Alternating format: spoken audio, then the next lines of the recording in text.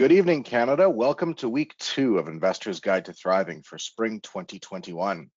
It's exactly 1 year to the day now since the global pandemic was declared by the World Health Organization, triggering rampant money printing and making the debt trouble from the great financial crisis look like a mortgage on a small recreational property by comparison. Today, Joe Biden signed into law the much anticipated $1.9 trillion COVID relief package that sent the markets higher than Charlie Sheen on a Saturday night. Whatever happened to buy on rumor, sell on fact, right? Well, of interest lately is that the leadership seems to have shifted from the red-hot tech sector to more participation by value stocks, perhaps anticipating an economic recovery. I think I recall Larry telling me something about that a few months ago, but I was distracted by Bitcoin at $57,000. Well, indeed, we're living in some interesting times. And there are certainly days where it's hard to sleep at night thinking about where all this could be going. And that's why the focus of this evening's event is all about risk management in a time where continued asset inflation and market correction are impossible to avoid. We're going to show you a few different approaches to charting a course. None of them have to do with sitting on cash and market timing, which are generally recipes for disaster, but especially so now when you can't afford to get left behind. Solutions like this are our specialty at ETF Capital Management, the portfolio management firm Larry and I founded back in 2006. You can learn more about our private wealth services at etfcm.com. Speaking of being of service, Investor's Guide to Thriving comes to you at no cost in support of childhood leukemia research at Sick Kids and Alzheimer's and dementia research at the Baycrest Foundation. Larry and I would like to thank those of you who have made donations already, and if you would still like to make a donation, please use the links in the survey you'll receive after this event. That's how we're able to track and match your donations. This survey is also your gateway to access the webinar replay and will arrive in your email tomorrow morning. Tell us how we did and you'll get a link to access all of the above and submit questions for next week. Of course, with all the proceeds going to charity, our generous event sponsors are absolutely key. And so a big thank you goes out to our excellent partners at BMO ETFs, our co-pilot in ETF education since 2009. Consistent with this evening's theme of risk mitigation while participating in market upside, BMO ETFs is going to share some insights about investing with covered calls to help enhance your income. And to present this content is a guy who has to cover his calls because he moved from Toronto to Vancouver, where it's usually raining. Ladies and gentlemen, it's my pleasure to introduce Director of ETF Distribution, Renee Dinter. Thanks, Jared. Hello, everybody, and greetings from Vancouver, where it's not raining today. It's nice and sunny out. And so today, as Jared mentioned, we'll talk about risk mitigating strategies using covered calls, or what we also call income enhancement solutions. I think in this case, generally, the risk mitigation comes in the form of additional income that you can earn on the stocks you own. You're invested in the market and participating with that growth, but also generating an additional source of income on that stock. So we're going to break down what a covered call looks like, both in theory and show you some numerical examples, talk a little bit about the popularity of these strategies, and then show you different ways that you can execute on a covered call strategy should you do it yourself, or some possible solutions from BMO ETFs. So first, what is a covered call? Covered calls if we can go back to slide 9, covered calls are holding a stock, writing a call option on that stock. And in doing so, the seller of the call, the person that owns the stock, is giving somebody else the ability to purchase that stock at a later date at a pre-agreed upon price, or what's termed the strike price. In doing so and selling that option, you're generating premium. Premium is the name of the cash received on that option. The reason you see a house here is, given I'm in Vancouver, I'll use a real estate analogy to explain. Imagine you own a home, i.e. a stock, and you decide that you want to generate some cash flow by renting it out. Writing your calls is like generating rent. The caveat is you have a clause in your rent with the tenant saying that they can buy the home from you at a price that's predetermined at a future date. That is essentially what the covered call is doing in theory. Now on slide 10, we provide a numerical example of how that works. Imagine you own a stock at $60 and you write an at-the-money call and generate $1.50 in income. Well, your break even on that $60 stock has increased to $61.50 because that additional income you received ensures that the stock would have to fall below $58.50, that blue line that crosses over into negative territory, before you incur any loss. So that income provides downside protection up until that point. Hence the idea of risk mitigation by generating income using calls on stocks you own. Now there is a trade-off. So in this example, you'll notice that the maximum upside on the $60 stock, when you've written the call on the $60 stock at the money, the maximum gain on the stock is 60. So if any appreciation beyond that amount in the stock price is foregone, you don't receive that additional income because you've sold that away for premium. So the trade-off is you mitigate some of that growth in return for that income. And in this case, on an at-the-money call option, it's when the stock price moves above the current trading price.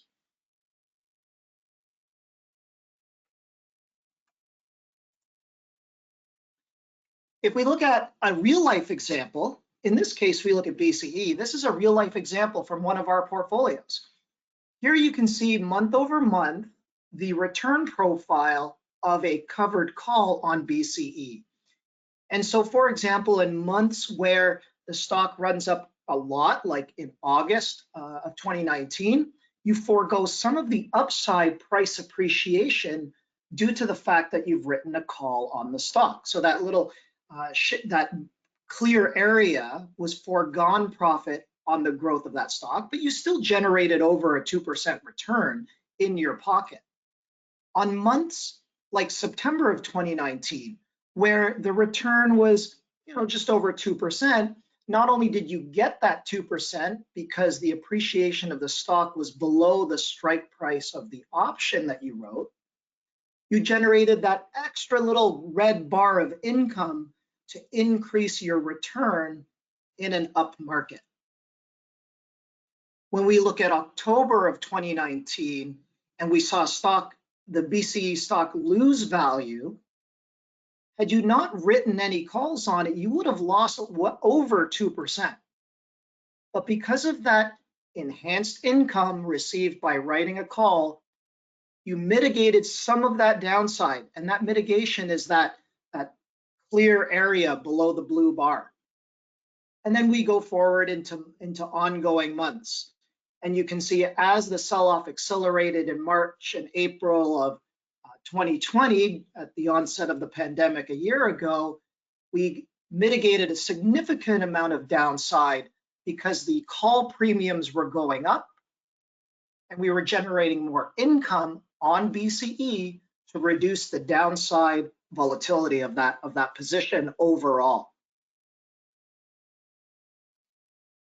We can also take a look at a cumulative return. And again, here is the example. So the total return of BCE versus BCE covered call. Again, as the market sold off in March and April, less downside was experienced by those that were writing calls on their BCE shares.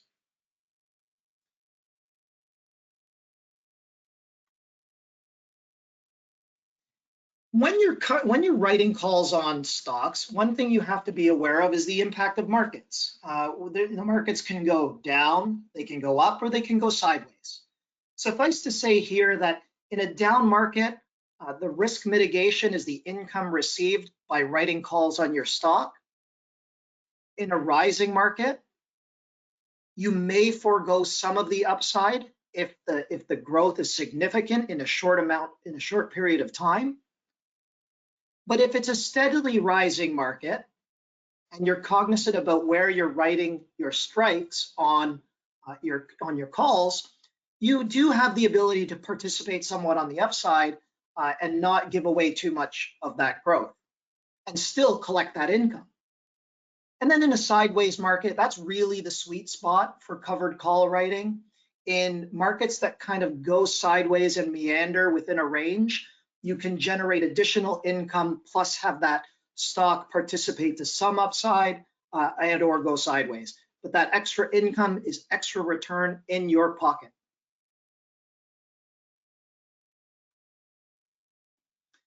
Covered call ETFs are great because not only do they generate that additional cash flow for investors, but we often employ expert managers that are able to manage a diversified basket of stocks and various options on those stocks at various strike prices and with different expiry.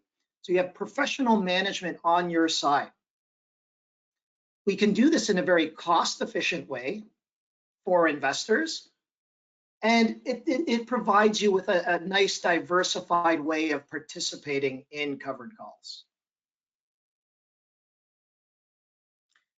There are a number of ETF providers currently offering covered call strategies. As you can see here, BMO Asset Management, we have over 11 as we've launched additional ETFs. We follow a rules-based strategy, and we typically write on 50% of our positions. So only 50% of our stock is covered by call writing. And we've generated, the market has spoken. They've entrusted us with well over $5 billion, or the lion's share of this market. But there are many options available from a number of different ETF providers.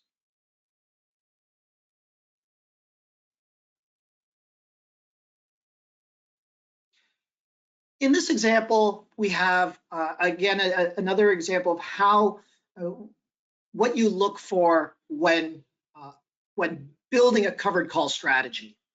And here I'll try to identify the optimal way to do it. First off, things to consider. Portfolio volatility. You generally want to avoid very volatile stocks when you're building a covered call strategy. And the reason being is stocks that move up and down a lot you may see a lot of growth to the upside and then miss out on some of that because the stocks move up very quickly in a short period of time. They also can move down very quickly. And regardless of how much income you generate, you may not be able to make up for that loss. So volatility is not necessarily your friend in a covered call strategy. What you are looking for is stocks that are generally pretty stable. You're also looking for stocks that have a variety of options available. It allows you to pick shorter dated options, to write them out of the money at various levels.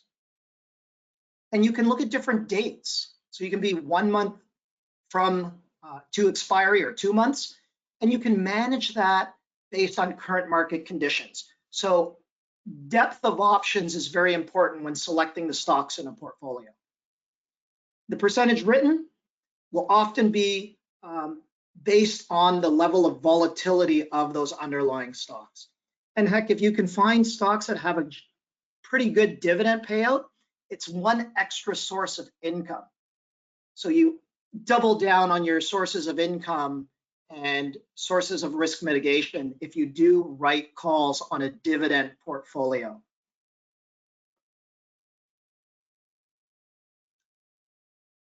When selecting stocks, at BMO, we often look for dividend growers.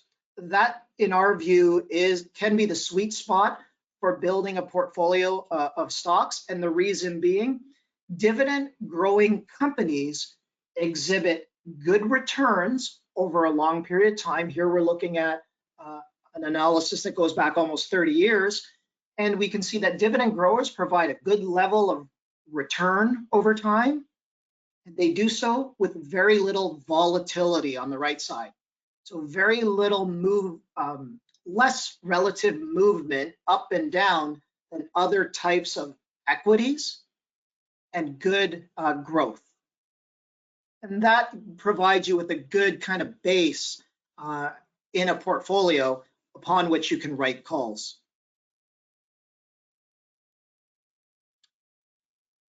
The last thing I'll do is I'll walk you through a couple of examples. Here we're going to look at 3 ways to write a covered call. I'll go through it quickly. Hopefully this can kind of highlight some of the options available to investors. First example, let's assume we have a portfolio of 400 shares of a stock trading at $60. So very similar to that earlier example.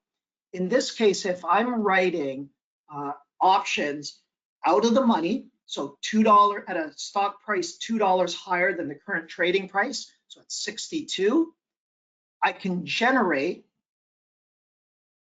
40 cents of income or premium over that period.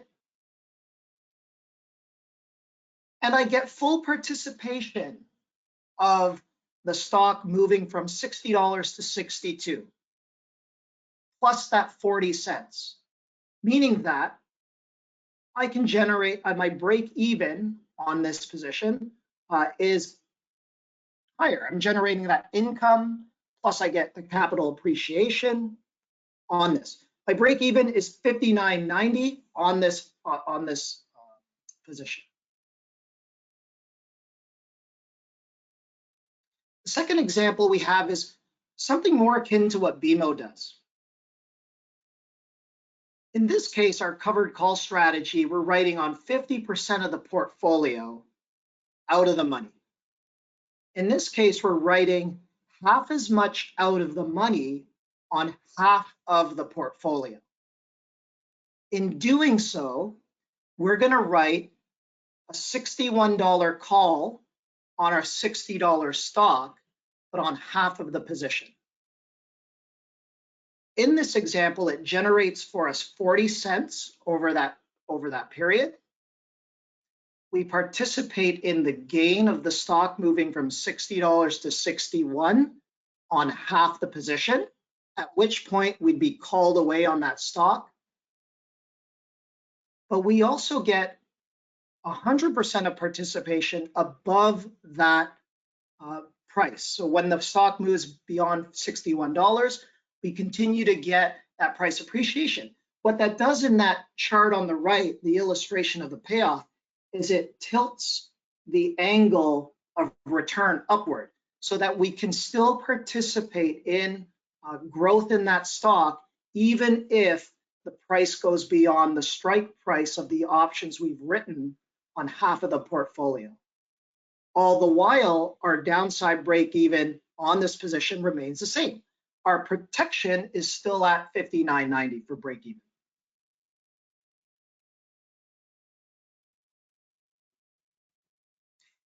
And the last example. This illustrates how we can write on less of the portfolio at the money to generate income that's higher call premium. But because we're writing on less of the overall position, we have more stock able to participate in the growth of the stock price. And so in this case, writing on only 25% of the position at the money, $60 or the current trading price, we can generate 40 cents of protection and participate on any growth of the stock beyond $60 on 75% of the underlying position. So we get good participation to the upside. That right side of that chart tilts higher, more participation on the stock going up, but still generating income to mitigate some of the risk to the downside. These are 3 examples of how a portfolio manager can play with different strike prices and a percentage of the portfolio they're writing on to generate varying levels of income, or in this case, the same level of income to provide that risk mitigation. At BMO ETFs, this is our lineup.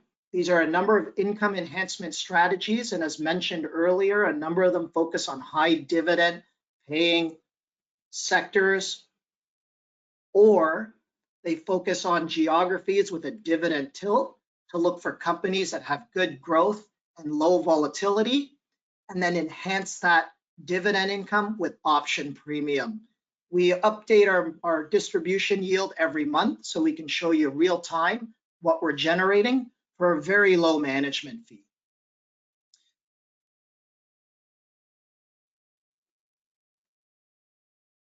So with that, thank you very much for listening. We're here to answer any questions, and I will turn it over to Larry Berman.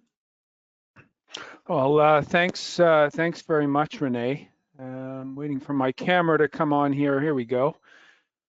Hello, everybody. Welcome again. Thanks to Renee and to BMO for their excellent work they do. Some of my favorite ETFs are covered call strategies, but I do have to point out that market environment is very important. Renee identified something very critical. He says you have to think about the market.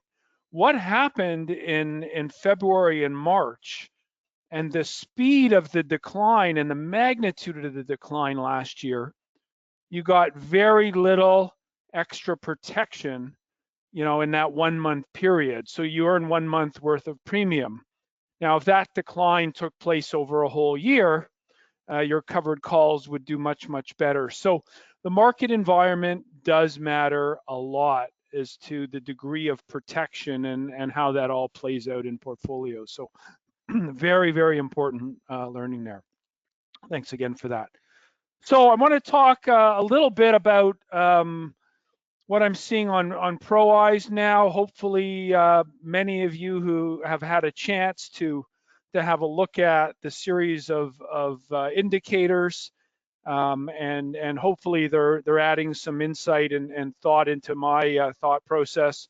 I want to talk, as I mentioned last week, I want to do a bit of a deep dive into inflation, a little bit of bonds and what it means in your portfolio, and offer you some ideas on how to look at some alternatives to fixed income, and then we'll do questions. So as a high level, again, the ProEyes series of indicators, there's 20 different factors we look at.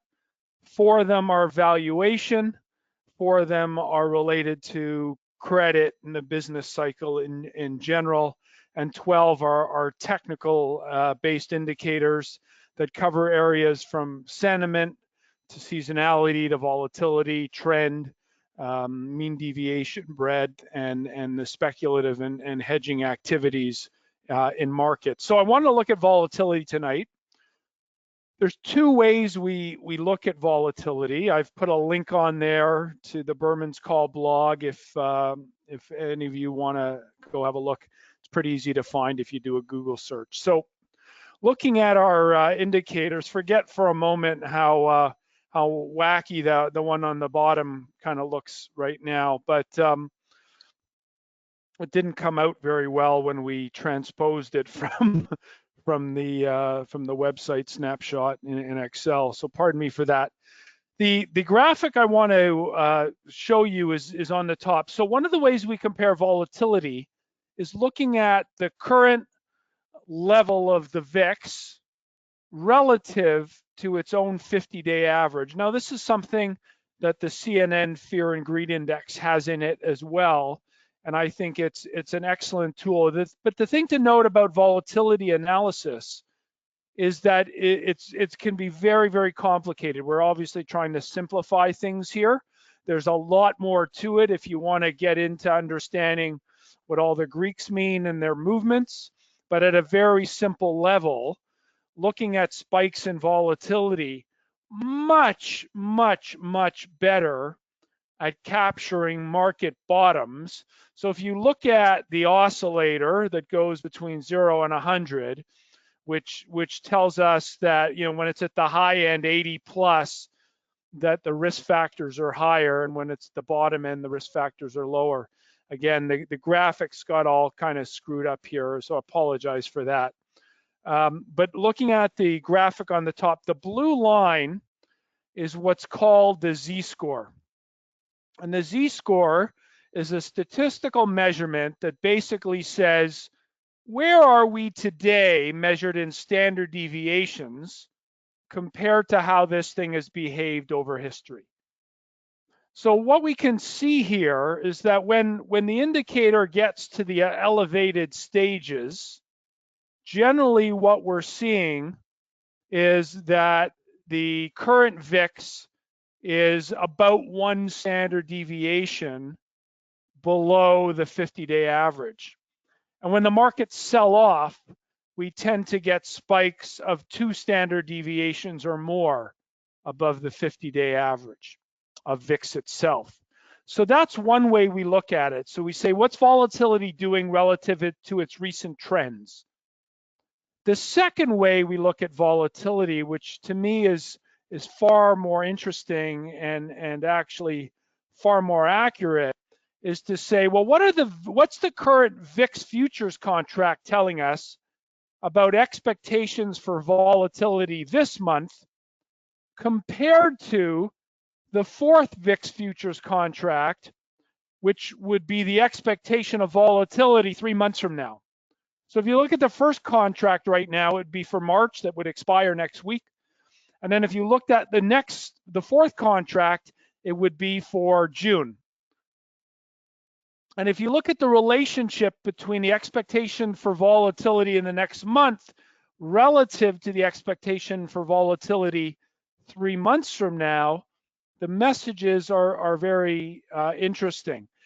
And you get the same kind of feedback, so that when you have a negative standard deviation, that means the curve is normal, right? The normal curve for volatility is when the current level of volatility compared to future volatility, i.e. there's more uncertainty and risk in the future.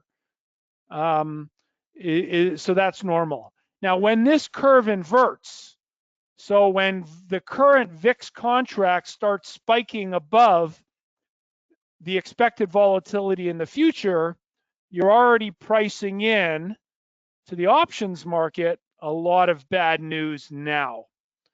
And you can see on all the declines over the last decade that we show in the chart here, that the best opportunity arrives when the current month futures spike above the back month futures. You can look at the front month to the fourth month. You can also look at the second month to the 8th month.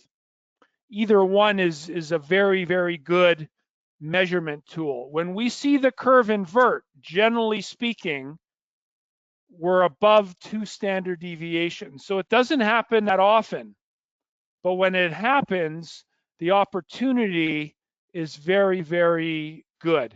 It's not that day it happens. It could be a few days later.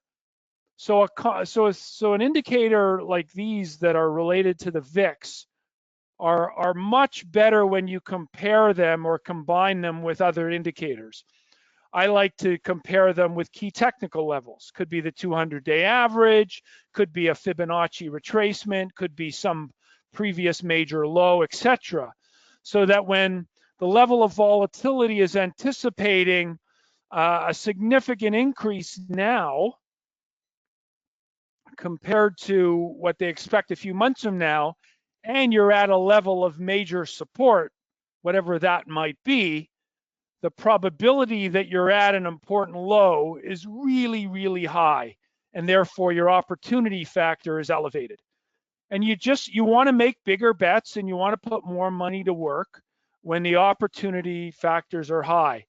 When you're in cautionary territory, it's not the time to get aggressive or speculate. And that's what ProEyes does. It looks at all these different factors, and it says by measure of statistical significance, where are we today relative to history? So when the levels are elevated in the cautionary range compared to when they're really low in the opportunity range, that's the better times to execute, okay? So that's really what it is.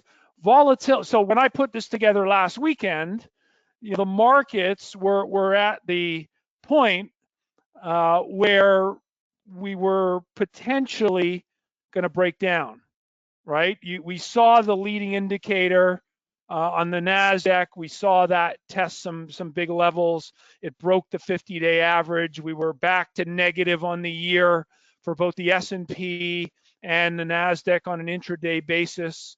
And then boom, the markets turned. Well, it turned because we got a significant indication that some of these things were oversold. Now, they weren't oversold from the perspective of the extremeness of past moves lower, because this pullback in the markets, broadly speaking, was like 3 or 4 or 5%. It wasn't 10, 15, 20% or in the 35% range that we saw compared to last February and March. So you got to think about things with a little perspective, from that perspective. So where are the risks now? And one of the things that the bond market is doing, and inflation overall, is causing long duration assets. So because tech stocks in general don't pay dividends, some of them do, many of them do, but not a lot. The NASDAQ, the QQQs overall has a dividend rate of under 1%. The broad S&P is around 1.7. A broad dividend weighted ETF that BMO would have, like the ZUD or ZDY for the US market, would have a dividend yield of around 3. In Canada, the ZDV is around 4, a little over 4. Internationally, a little over 4. So it depends on the market. But technology stocks in general, small cap stocks in general, tend to perform worse because they're long duration assets, and it takes longer ultimately for you to get your money back.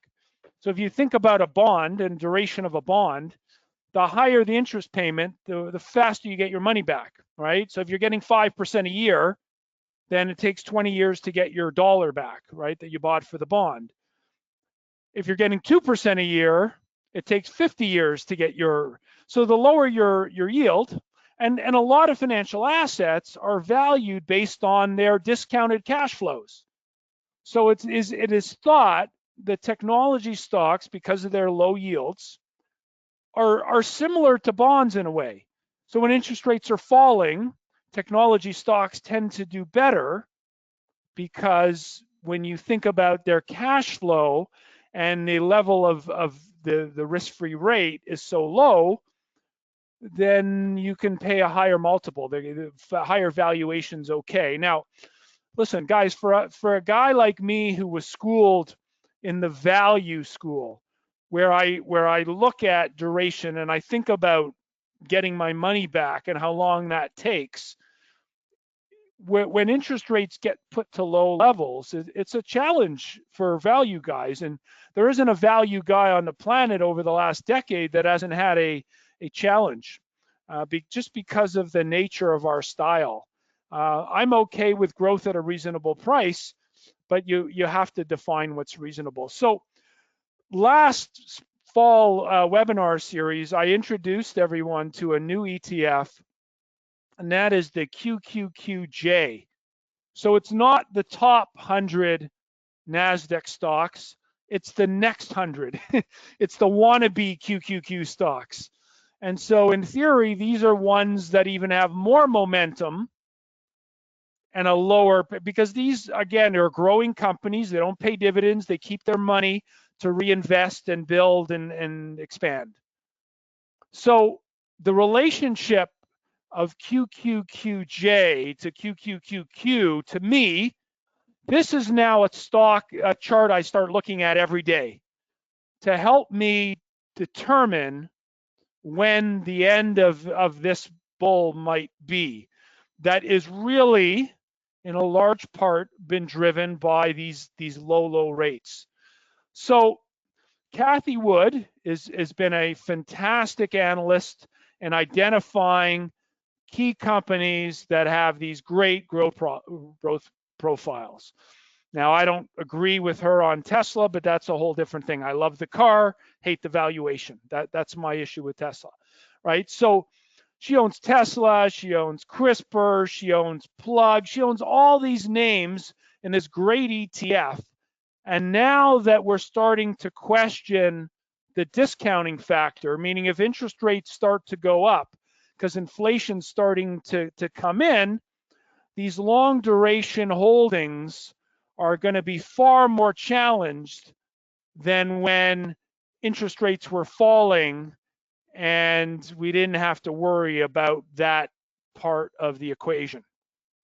So I'm looking at the Qs, I'm looking at ARK-K, I'm looking at QQQJ, and I'm trying to get a sense of when these things are going to break.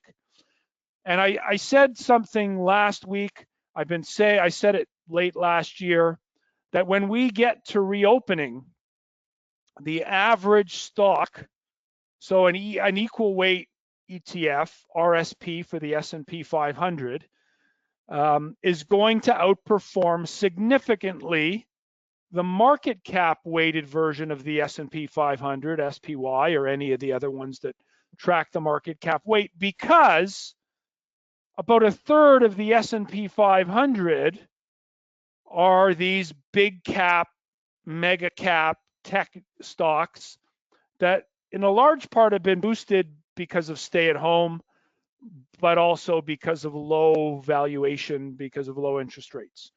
So to the degree that that's going to come unwound as we reopen over the next couple of years, and hopefully someday this is not endemic and COVID is in the rearview mirror, I'm not sure it will be for a number of years, but when that day comes, when inflation really takes off and bond yields go higher because the Fed has lost control, that day is coming.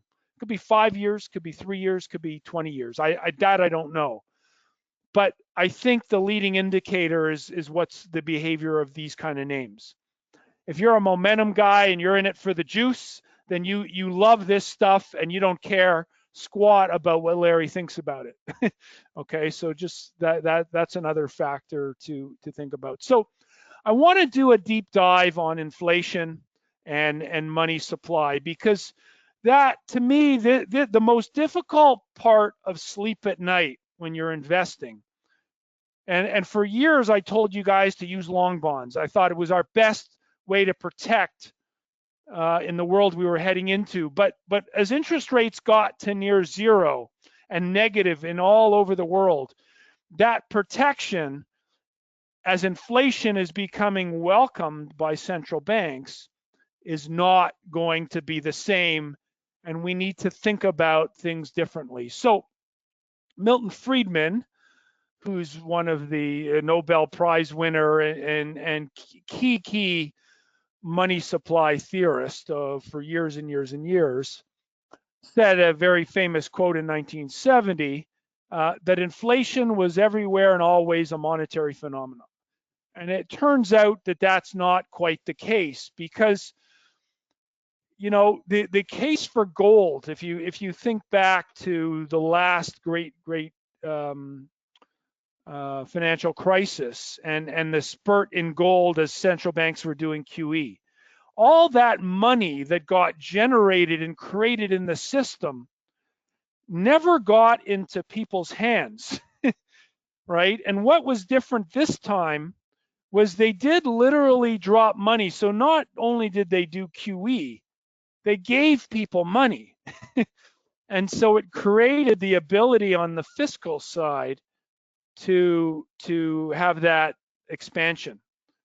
But given the level of money supply still and the amount of debt and money created, we're still not getting the velocity of money.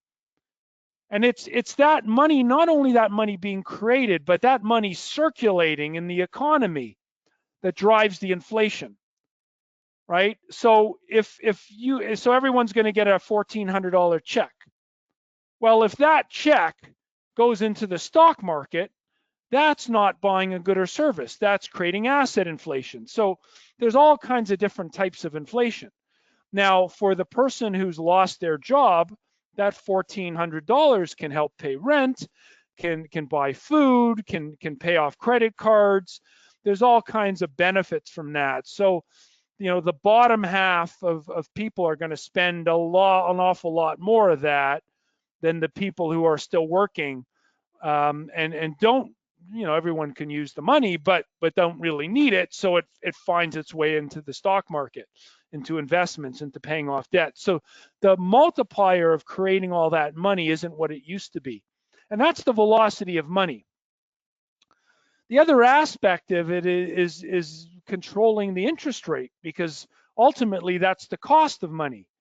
Now, printing, literally creating, whether it's Bitcoin or a government digital security, there's no interest rate. When you're holding a piece of fiat, right, there's no interest rate to it. You don't get a yield. It's only when that money is lent out by putting it in the bank and you get an interest on that, lent out by buying a bond and getting interest, or lent out in a more risky way by buying an equity and getting a dividend, right? So there's a rent on your money. Now, if the rent in your safe bank account is zero, then there's incentive to take risk to get a higher rent. But it's the cost of money that is that rent. And the key thing, like the last 40 years, generally speaking, central banks have been fighting inflation. And they've done such a good job at it, now they're worried that it's going to keep going down, and they want policies to reflate the economy. And they think by spending money, they're going to create inflation. The reality is a little inflation's okay, but we don't want a lot. Higher prices is a psychology, and it's important to understand the psychology here. So when there's more money in the system, you basically you get lower interest rates. So the more debt, you would think that the more debt there is, the more, but as they create more money, as that debt get monetized, it's actually forcing interest rates lower. So one of the things they're doing here is actually increasing the money supply, is keeping interest rates low by doing the QE. If they didn't do the QE and they push those bonds into the marketplace, that money would get sucked out of the economy to fund that debt.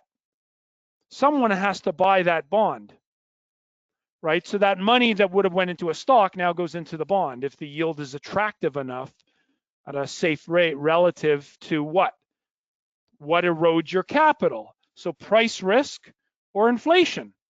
If you're buying a bond and getting a 1% yield and annual inflation is 2%, a year from now, you're worse off. You still have your $1, and now $1 and $101 because you spent $100, you got 1% interest. But your purchasing power because of inflation is now 99 cents because inflation was 2%. So you got your 101, but you subtract 2, and now you got 99. So you're worse off.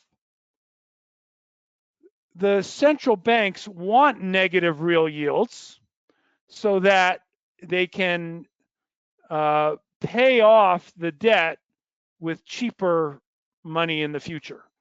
So there's an incentive to have higher inflation and lower bond yields. So the next policy that I talked a little bit about last week is yield curve control. If interest rates go up, the amount of money that gets sucked into paying interest cost gets astronomical. So we are in, for decades, a low rate regime. It's really important to understand that. And the thing that kills it is inflation, but inflation, not financial inflation, but inflation psychology changing. And I'll go through that in a little bit.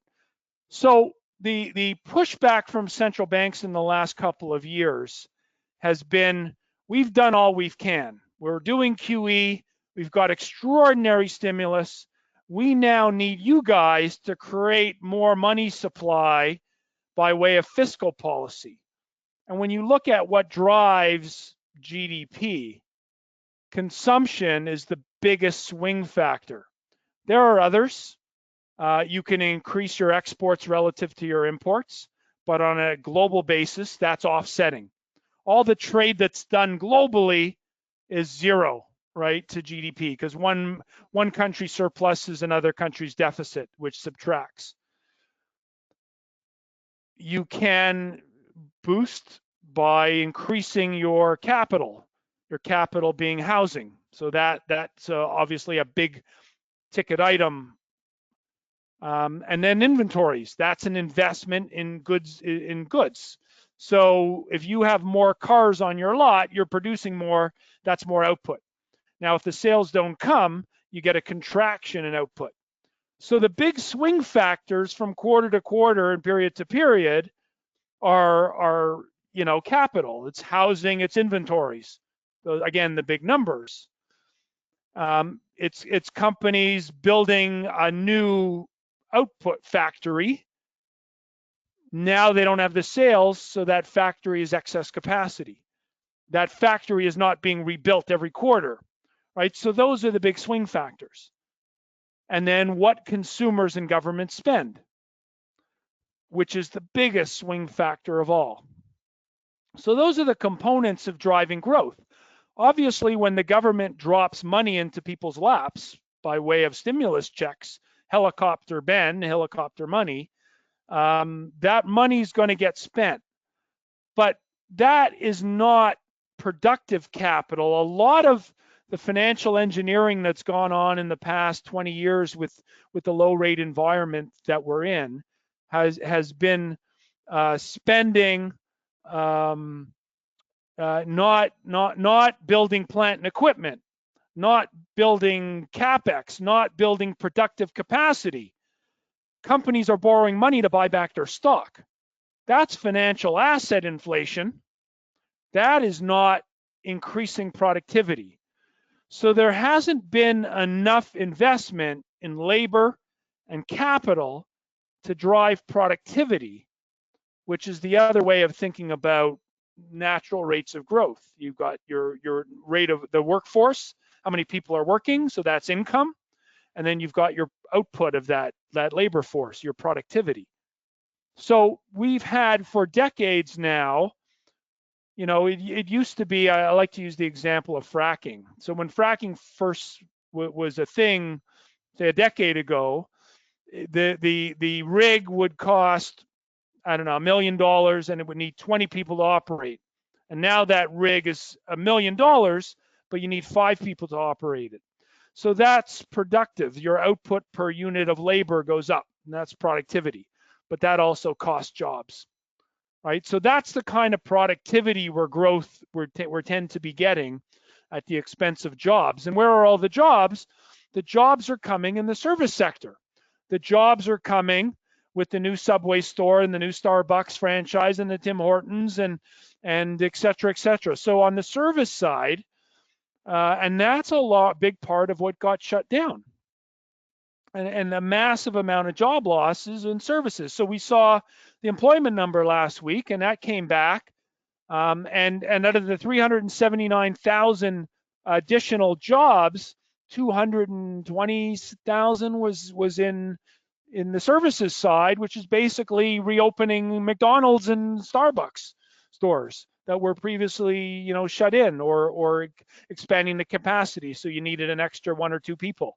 And those numbers can add up big. So we're going to get a lot of job growth in the next year as things recover and reopen. But a lot of those are unskilled, low-wage jobs. They're not necessarily high-tech coding, manufacturing, and so forth. So that's a big factor, because when you look at the different types of inflation, you've got the demand pull. Okay, so what's demand pull inflation? So that's basically when people need more things or want more things at a higher rate than is currently available. right? So the little graphic here, limited edition, they constrain supply to make you want to pay more for it because the price is going to go up, right? We're not making enough of them, the price is going to go up. So when the psychology starts to change, when the real demand for stuff goes up relative to the economic ability to produce more of it, that type of inflation ain't coming anytime soon.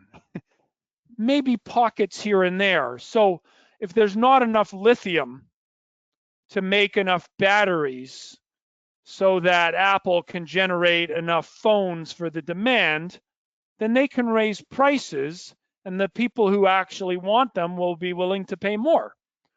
So that's a demand pull, but it's coming from a constraint of supply. And in supply side economics, you want policies to incentivize businesses to invest in capacity so that that doesn't happen. So you've got different types of, now the other is the ability to spend more. So you might want more stuff, but if you don't have the income, you can borrow money. But if the government drops a check in your lap, that's going to create some demand pull. Okay? New car, whatever. You can afford a little bit more because you have more money. But this kind of thing, this is not a permanent increase in income. This is a one-time check, right? So it's a spike. So when the Fed talks about the current inflation, they use the word transitory.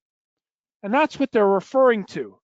Say, we're trying to kickstart things by dropping a check in your lap, and then hopefully jobs come back. We need more supply, we need to hire more people, and that gets us going again.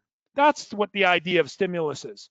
But all this is temporary because it's got to be permanent for us to change our behavior about willing to buy that product, okay? So that's demand pull. Then there's cost push, and that is your cost of inputs go up.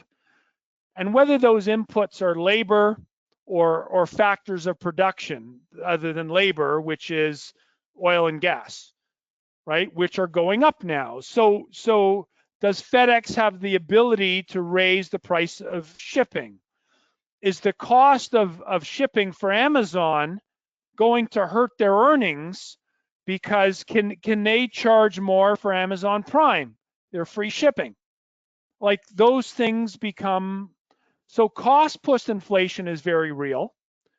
Another one is deglobalization, supply chains. So, you know, it used to be that Southern Ontario provided a supply chain for Detroit and Michigan's auto manufacturing.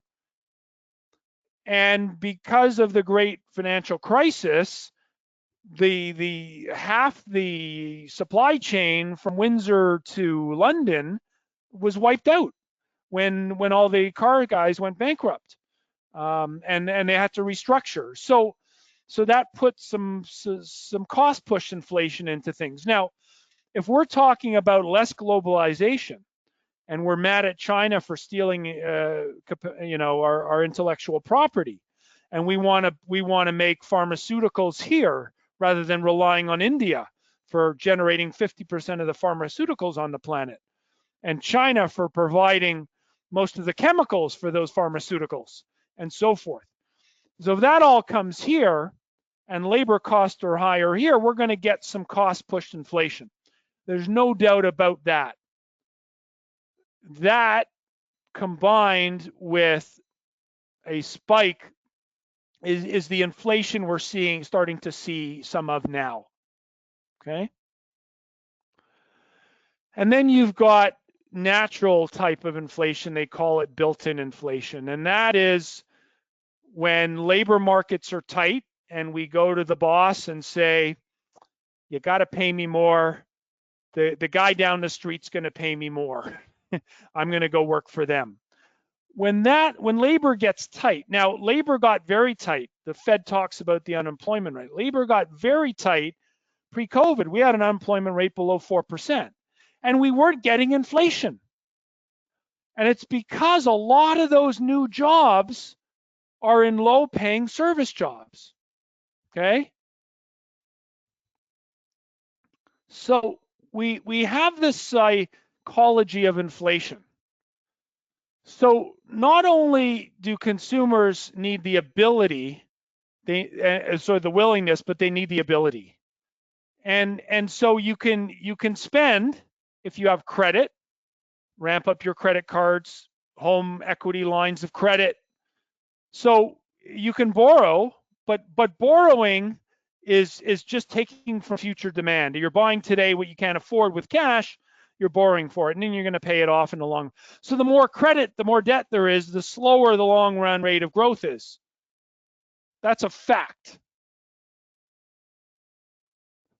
Now, incomes need to rise so that you have the ability. So your income can go up temporarily by borrowing, can go up temporarily by someone dropping money in your lap, stimulus check. But unless your income is going up on a permanent basis, your psychology about your willingness to spend doesn't change. Will the price be higher next week? I Google searched 100-inch TV. You can see that on the right. And I got all these ads showing me TVs. And if I did the same search a week from now, I guarantee one of those prices are going to be lower. And that's our psychology. So we go to Walmart to save money and live better. And we go to booking.com, formerly called Priceline, for better deals on things. And we shop at Amazon for better deals on things. Or are you the type of consumer who you're not as price sensitive, and you go to Louis Vuitton, LVMH, so that's the US ADR, LVMUY, otherwise it trades in Paris, and you don't care about the price, and you just love the quality, you love the brand names. Or you like me, and I love Diet Coke. That's my go-to. It's my Achilles heel if you want to put it that way. But if Diet Coke is $3.99 for a 6-pack of the 710 mLs, and that week Diet Pepsi's $2.99, I'm substituting. And that's what the vast majority of us keep doing over and over and over again, because our incomes are stagnating. As a retiree, your incomes are your safe income stagnating because that bond isn't paying you. So you call Berman's Call every week and you say, I'm not getting it from my fixed income. Can you recommend a good dividend paying stock? Do you have an ETF? By the way, ETFs are part of getting financial services cheaper, right? This is all part of deflation. So if you can tell me when the psychology is going to change, when not only we have the ability and willingness to pay more, that we do it because we think prices are going up in the future. When that happens, stocks collapse big time. So not until that happens will stocks, we'll have volatility. There'll be sell-offs, 10, 15, 20%. But we're not going to get the big kahuna when we stay down for a long time until inflation really takes hold. And that's going to be bad for all financial assets. So when you think about how do you measure inflation expectations, and this is the hard part for individuals. Now, one of our business cycle indicators looks at this exact thing. We're looking at the expected future inflation, so it's called the 5-year break even, which is basically looking at what are inflation expectations 5 years from now, 5 years from then. And then what is the 5-year index, Treasury index inflation bond pricing? So TIPS pay a small coupon, typically less than 1%, could be 1, maybe a bit more, plus the current rate of CPI. So the price of TIPS changes, real return bonds in Canada, depending on inflation expectations. And so it's trading at the expectation of future inflation minus what the current bond is trading at, minus the nominal yield. So I get a lot of questions on should we buy real return bonds today? And the answer is, if you must have fixed income, then you got to understand how they're using, because if the current expectation of inflation is already pricing in the worst case scenario, then you don't want these because it's already priced in. So you have to understand how these things are priced. And the tools just aren't out there for individual investors. They're just not. So these are very fine instruments, and I honestly, I don't recommend them for individuals. If you're a professional money manager and you have the tools and you kind of understand inflation and inflation expectations, then you can use some of these tools for sure. But they're very, very blunt instruments, and you will be burnt if you don't understand how to use them. So I'm telling you now, if you don't need to be in fixed income, don't be. And I'm going to give you some ideas on how to think about this. So the ability to spend for decades has been declining. When we think of wealth of a nation, the idea of GDP, the opposite of national income, GDP, there's two ways to look at it. It's the output side, so what we're spending our money on, then there's the income side. So there's two incomes, right? There's national income, so what we earn in wages. Then it's the rental income, what we earn from our capital.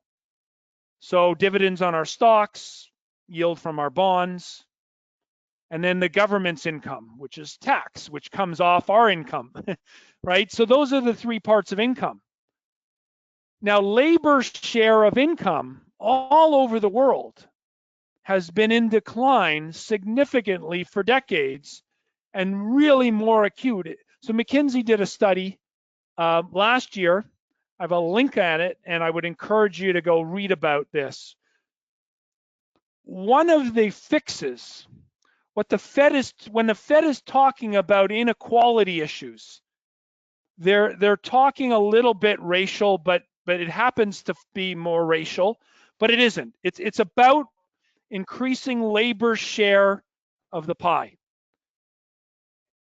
Biden is trying to get minimum wage hikes into the bills, and there's just no political will to do that because of the way politics are funded in the States, largely by big corporations who want to protect their revenues. If they have to pay more to employees, i.e. increase labor share of income, then profit margins go down. We will see wealth taxes. They're coming. I'm not advocating for them. I'm telling you they're coming. One day, I don't know when, it might be next year, we are going to see in the Biden administration a real meaningful push to pay for the next stimulus bill. The next one is this 10-year infrastructure bill, and I'm hearing 3 to 5 trillion. I've heard 4 to 6. I heard the GOP might be okay at 2. And this is to do green infrastructure, fix all the broken roads and bridges and everything else. So that bill, from the Republican perspective, needs to be paid for by other things. From the Democratic perspective, wealth taxes. So this is all coming. It's not in the market today. Right now, the market narrative and psychology. Now, ultimately, this is good for GDP because people are going to have the ability to spend more as wages go up. This is measured in years and decades. This is not one quarter all of a sudden. So for inflation to come back in on a real basis, core inflation, we need these things to start kicking in. And until that happens, most of these spikes in yields are buying opportunities for tactical people who understand how to use duration in portfolios. This graphic here shows every bond in the world, the Bloomberg World Bond Index, and the yield to maturity, yield to worst, when you talk about optionality. Up until a few months ago, it was negative. It was under 1%. It's now 1.1. In Canada, that number is 1.5%. Every bond that trades in Canada, the weighted average yield is 1.5%. If inflation's running at 2, bad investment. Bonds for the foreseeable future, probably measured in decades, until yields get to the point where we have positive real yields. So a positive return after inflation. And I don't see that coming because all the debt in the world, the central banks can't afford bond yields to go up very much before they step in and anchor them, like the Bank of Japan has been doing for a couple decades now. And they haven't generated any growth, by the way, real growth anyways, because the deflationary impact of all the debt and the aging population is dramatic. Because in the aging population, once you hit retirement, you don't have the ability anymore because your current income falls. For most people, not everybody certainly, but for most people. And that's a change of behavior that you can't change. We actually don't want inflation, guys. We want prices to be low and stable. We want technology to drive disinflationary so that we know that product price keeps getting cheaper. But for the savers, for the retirees, fixed income is not sleep at night anymore. If you're putting 40% of your portfolio in a 60-40 portfolio into fixed income, you're going to have a bad ride. So there's a new innovation of ETFs that came out, started a couple years ago. I had them on the show, Innovator ETFs. I had them on the show a few years ago. There's a company in Canada now. The name always escapes me. It starts with an E, that are doing this as well.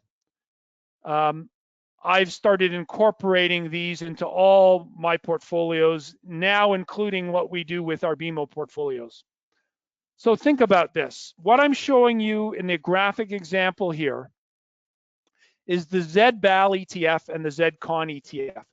That is a 40-60 and a 60-40 global balanced ETF portfolio. So the ZBAL is the 60-40 and the ZCON is the 40-60. That's your typical retiree balanced portfolio. What I'm comparing them to is the PDIS, the PJAN, and the PFEB. Those are 3 ETFs that are issued monthly in series by Innovator. And the ones with the P are called their power buffer. That protects in the rolling year 15% of the downside, but pays for that insurance by capping the upside. By writing a covered call, what Renee was talking about, giving up some of your upside to give you a buffer. But in this case, you don't take the income from the buffer, you use the income to protect your portfolio. What bonds used to do that don't really do much of anymore, unless you're going to trade them around and be tactical and understand how duration works, because there's still opportunities there, but you got to understand that part.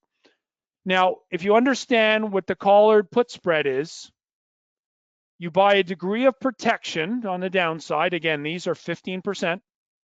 Now you can see that as February and March unfolded,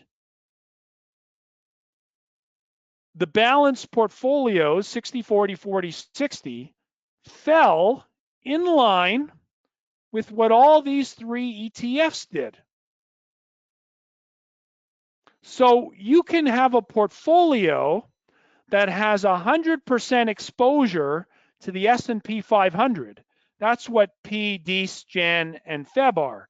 you have 100% S&P 500, you have 15% put protection, and you pay for that with a covered call somewhere between 8 and 10% higher. And that range of covered call is defined by the premiums and the volatility at the current time when they do that issue. And it varies, but that's the general way it's done. So we do this to all our client portfolios. We have a series of the portfolio that gives you the sleep at night, but it gives you the potential to have all equities. Because folks, there is no alternative, right? And that's the mantra of the last few years.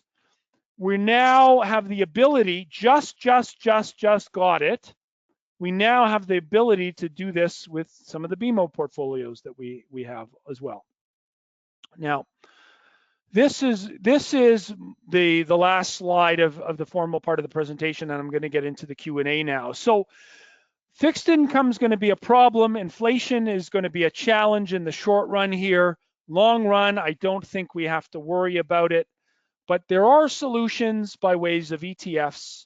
And if you are interested in some of our portfolios, again, reach out and we're happy to have someone speak to you. So let's go into the Q&A. Larry, I'm reading a book called The Great Demographic Reversal. Have you read it? And does it have fit with your thoughts? So I hadn't heard of it. So I looked it up here. And basically it's saying what I talked about tonight. Inequality issues, inflation revival, aging societies, etc. So I haven't read the book, so I can't speak to it, but I read the jacket and I read the synopsis of it. And effectively, what I talked about tonight, Scott, is this idea that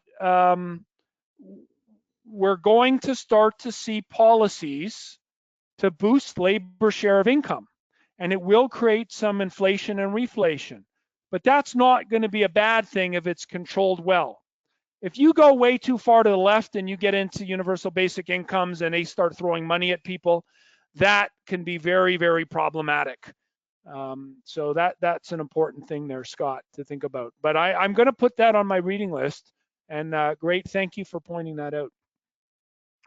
Dr. Ryan is asking me about, I've been bearish on Amazon as an investment, and I've been bearish on the valuation of Tesla recently. Is it possible I'm looking at valuations on a limited scope? Yes, in a sense. I'm okay, with trading. But when someone asks me an investment question, I put my Warren Buffett hat on and I think about value and intrinsic value. That's just my style, right? And it's just my style. I want to buy something. When I think about investing, it's something that I want to own for a long time. Now, admittedly, I missed Apple. I missed Amazon completely, and understanding the entire scope of what they were getting into, and what the market allowed them to do by not caring about dividends or earnings and just growing the consumer share of wallet. Amazon today still makes no money from selling stuff. So I was actually correct in my analysis of Amazon, and that they were never going to make money selling stuff. But they spawn off all these other businesses that now they're starting to make bags of money on. And that part I missed completely. So Dr. Ryan, that's a good point you make. Some of these companies that are growth oriented they're much bigger. Now Tesla, I'm sorry, but Tesla sells cars. Now they have solar, they have batteries, there's other lines of business that GM doesn't have, and GM's not going to sell batteries probably, and they're not going to have solar panels on your roofs and things like that. But what do you pay for that? What is fair? Tesla is grossly overvalued in my mind, but it might stay that way for years. And it's going to be tremendously volatile as we debate the discounting factor for an overvalued stock. So if you can handle the volatility, by all means, go for it, right? But again, is this something you buy and put in your kid's account? Go back and look at some of the famed stocks. Go back and look at Amazon in the end of the .com. It fell 96% from the peak. So when you buy something matters, and what you pay for it matters. That's right or wrong. It's a debate we can have, but that's my viewpoint. Recent months, you said you've been using an equal weight S&P. Yeah, so the RSP ETF is the equal weight S&P 500, but they actually have equal weight for all the sectors. Invesco is the company that has the equal weight ETFs, and they have them for all the economic sectors, like the spiders, like you would have for the spiders or the Vanguard sector ETFs. So go have a look at the Invesco lineup and those. But a lot of the juice in that trade, there's still more to go, but a lot of the juice has been squeezed. If you look at some of the names and where they are. There's still a little bit more to go though. And I think the average stock still underperforms the mega cap stocks. Again, I talked about why that's the case, Michael. Another Michael said, I've been successful in explaining to us non-professionals the ins and outs of investment markets. I found the recent situation with potential government actions in the bond market being more technical and more difficult for me to follow. Please continue the education. I hope, Michael, my talk tonight clarified a little bit of that inflation and some of the technical aspects of the bond market. But the bond market is really a complicated animal. You know, you have to have the ability to fund all this new debt, both corporate and government. You have to understand the crowding out if the government gets too big relative to corporates.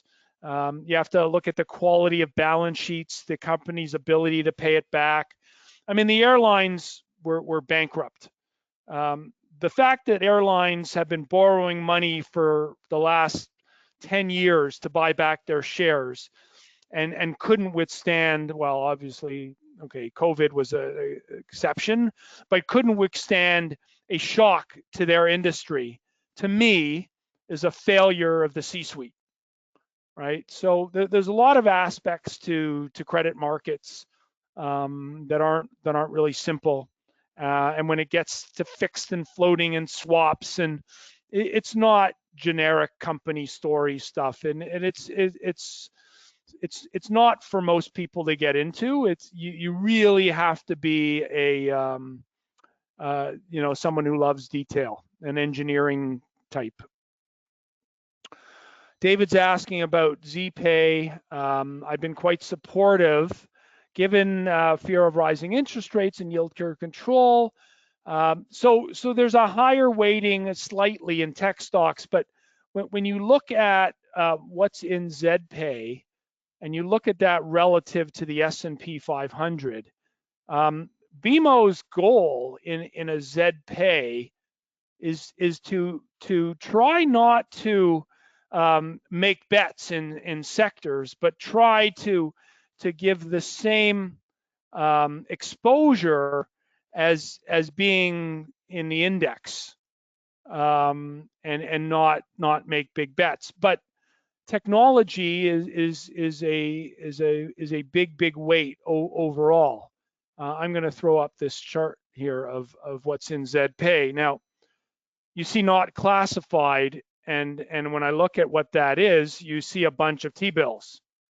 What that is when you write a put to buy a stock, the margin, you hold a T-bill, and when you get put that stock, you cash the T-bill in and you buy the stock. So the exposure on the put right side is what that not classified is. But generally speaking, technology is going to be a big weight. Currently on the long side with the covered call, it's kind of what you see here. Those are the names that that it owns long covered call in the portfolio. So yeah, there's some names in there that have been more volatile of late. NVIDIA comes to mind. That's one of the AI tech stock chips that's in Kathy Wood's universe. What else comes to mind there? There's not too many other names that she has. I don't think there. She might own a Visa or MasterCard perhaps. Paycheck, she probably has some of that too. Anyways, so thanks there. So yes, I love the strategy for people who want exposure to the markets, want the yield, but want to do that with lower volatility. You always have to compare not to sitting in cash and protecting all your money, but to being exposed to the market and generating the yield you need to live off of. And I think ZPay is a great strategy for that. Remember, buy low, sell high, generate that yield of 6%. Would appreciate your thoughts on investing in Brookfield Renewable Energy subsidiary. Yeah, renewables right now have gone gangbusters, a little expensive, if you will. The biggest exposure in a lot of these clean energy ETFs is plug, right? So in May, this stock was trading at $4, got as high as 70, at low as 35, and high almost closing in on 50 again here. This is a crazy volatile stock. When I look at what the analysts are saying, where they're valuing the stock 12 months from now, they're saying 66 on average. The most recent ones were out yesterday, and you have Cowen and Bernstein calling it $75. When I look at the financials projected out, the revenues and earnings projected out 2 years, these guys are not expected to make any money through 2022. So again, what do you pay for a battery company like this, right? So right now it's hot, it's in the news, everyone loves batteries. I think we're starting to discount an awful lot, and this goes back to the question of a little bit ago related to Amazon and Tesla. When does the bubble burst, if it's a bubble, and what does that look like, right? And that's the challenge with renewables right now in these areas. Now, Brookfield is a different beast. They're doing private deals and very different than investing in a clean energy ETF. So I like Brookfield. They're a fantastic operator on so many levels. But the sector right now is pretty rich. Let's look at the next question here. Since Biden has entered the White House, have there been any policy surprises and pivots from the election trail? If so, what's the impact been on markets? So the biggest one recently is trying to initiate bump up minimum wage. That was we're going to make federal minimum wage $15, and it was in the bill coming out of Congress, and the Senate shot it down. So politically, the White House can't do it. Congress writes the laws, and Congress is a crazy beast.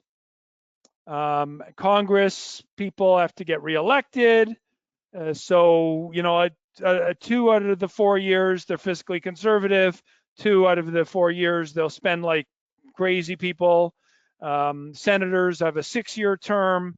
If they don't have any immediate re-election risk, they tend to vote differently than if the election's coming up. You saw exactly what happened to Mitch McConnell and his support for Donald Trump leading into his re-election campaign. But this is his last one. He's been elected for 6 more years. Pardon me, he doesn't give a shit anymore, and he'll do whatever he pleases because he has no re-election risk. So a lot of these things get factored in to policy decisions that they're so impossible to navigate. I listen to a firm out of Washington called ACG Analytics that is basically a bunch of ex-Washington people with incredible contacts, and they do a weekly update, and I'm in tune with that. They don't think it's going to be easy to do the next stimulus bill, and there's a very real risk nothing gets done or very little without being paid for, which means that this infrastructure bill is closer to $2 trillion over 10 years and is going to be paid for by tax hikes, higher court unwinding a lot of, maybe not all, but a lot of Trump's tax cuts, etc. So that's coming down the road, and when that starts to get reflected in markets later this year, we'll see what happens. But that's going to be a problem. It's not going to be a reconciliation bill that gets done for $4 trillion. They think that probability is extremely low. So Biden and the Bernie and Elizabeth Warren camp in AOC, they can shout all they want, but the reality is it's not going to get done to that extent. So that's kind of my update on Washington there. U.S. mid caps, I've taken advantage of the Russell 2000. Was wondering if something like SPMD. So SPMD is kind of like, it's the 400 stocks that want to graduate one day into the S&P 500. And in a strong economy, mid cap and small cap stocks do better. And I'm going to argue that because of all the stimulus, the economy's strong, but sometime in the next 2 years, we're going to hit a fiscal cliff. And these stocks that will then get crushed, especially small caps that are trading at huge premiums today. So we're probably okay for another 6 months in these areas. And then I think we have to worry about paying the bill, especially if the Fed isn't going to be able to increase their QE. If the Fed steps up and does even more QE to absorb all that extra debt, then that could be different. Okay, so that's a factor we'd have to consider. Celine is asking about oil and steel stocks. They keep going up. Do you expect the trend to continue? It's supply, yes. Constrained supply is pushing, but there's so much excitement about getting past COVID, and as inflation comes in and interest rates rise, that money is coming out of big cap tech, and when you sell a share of Apple that's trading at 30 times earnings to go into a ExxonMobil that's trading at 8 times earnings, and those earnings are going to be rising, that becomes compelling. And same with some of the steel names. Now, at some point, that reflation idea gets hit, but there's probably more room to go there on some of those.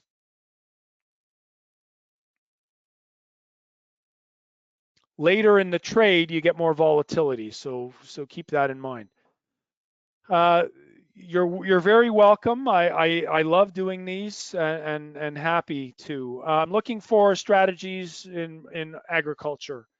What I would do is look at Moo ETF and Cow ETF and look through them and look at some of the names in the sectors. Deere is one of them. Potash, Nutrien now is another. And those are big names in the agricultural space. DBA is a way to play commodity futures.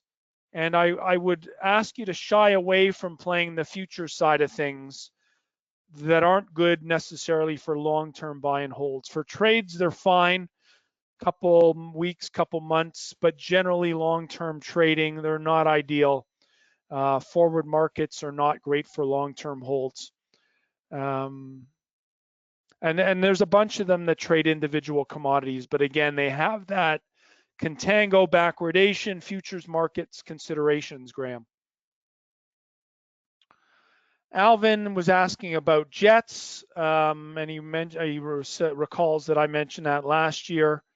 Is there a Canadian ETF that would cover cruise line, cinemas, and hotels? Well, turns out there is.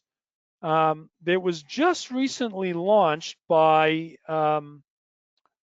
Harvest, and it's called the Travel ETF. TRVL, and I'm going to throw it in here. I realize we've hit 8:30, so this is going to be the last question here. So just launched. If you look at what's in it, so we're going to look at the holdings in the portfolio here. This will take but a minute. You can look at some of the consumer names. Hotels, travel and leisure. You can look at some of the industrial names, which are the airlines, and then you've got some real estate, hotels. So that plays it. But when you look at some of the big names in here, so let's have a look at Southwest, love. Let's have a look at Marriott. So let's Marriott. Let's look at a chart of Marriott, and we'll look at a 5-year quickly, and I'll just make some comments because we're out of time here. So Marriott is trading at or above its all-time highs. Are hotels going back to full capacity anytime soon? Pre-COVID, ask yourself that question. There's going to be some pent-up demand, no doubt. But are we going full on, or is what the World Health Organization telling us that COVID is going to be annual shots, you should still wear masks, blah, blah, blah. There's just going to be less of that interaction. Our hotels or conferences, are we going back to that? And my understanding is not anytime soon, and these stocks, you shouldn't be buying them at all-time highs. That's just my thought on this sector, Alvin. Folks, thanks so much for tuning in this week. Really appreciate it. Glad to take the time with you here. Keep in mind, if you can, please, please, please help support one of our charities. Jared and I are really happy to match your donations. If you want to look at some of the things we do from a portfolio standpoint, have a look at the websites. If you want a review of your portfolio, we're glad to do that. We have the best financial planners in Canada, we believe, and on our U Potential team. Monique is fantastic. She does some webinars. You might want to tune in for that. If you're a financial advisor, have a look at qwealth.com and see if that means anything to you. Thanks, everyone. Have a great week. See you next Wednesday. Next week, I had a previous engagement on a Thursday. Next week, the webinar will be on Wednesday evening. Take note of that. Have a good week, everyone.